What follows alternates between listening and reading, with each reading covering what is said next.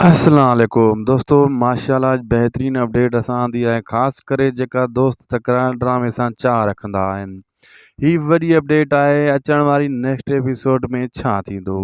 छा अचण वारी क़िस्त में दोस्तों हाणे नवाब खान मजबूर थी सिजावल खान वटि वञी झुकंदो, या नवाब खान हाणे जेको आहे मूमल वारनि खे मराईंदो ऐं नाइना खे बि मारे फिटी कंदो, जान छॾाईंदो इन मसइले मां।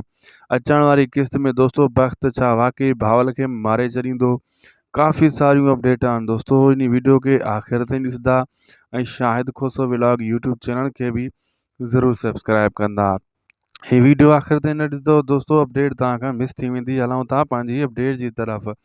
पहिरीं ॻाल्हि दोस्तों, लीमो ज़लील थी मोटी वेंदो, उन खे मूमल वारियूं गॾु कान वेंदियूं ऐं नवाब खान जॾहिं इहा ॻाल्हि ॿुधंदो एॾो छितो थी पवंदो ऐं धमकी ॾींदो नैना खे, मां तुंहिंजो लाश तुंहिंजे माइटनि ॾेई मोकिलींदुसि, पहिरियां मां इहे मायूं मोटाए वठां, पोइ सभिनी खे ख़तमु कंदुसि।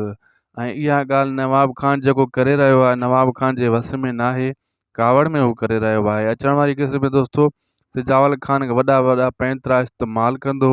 सिजावल खान खे ख़बर आहे नवाब खान जी जेका पुछा मुंहिंजे पीउ जे हेठां अची चुकी आहे, ऐं नवाब खान मीर खे ॻोल्हण जे लाइ पुलिस जो इस्तेमालु भरपूर कंदो ऐं शेर अली खे मिलाइण जी कोशिशि कंदो, उन खे आफरा ॾींदो। एसे चो इक़बाल जेको आहे कोड़ी आफर ॾींदो त मां तोखे तुंहिंजे दुश्मन जो नालो ॿुधाईंदुसि, तूं मूंखे मीर जो ॻोल्हे ॾे, मीर किथे आहे हुनजो ठिकाणो ॻोल्हे ॾे।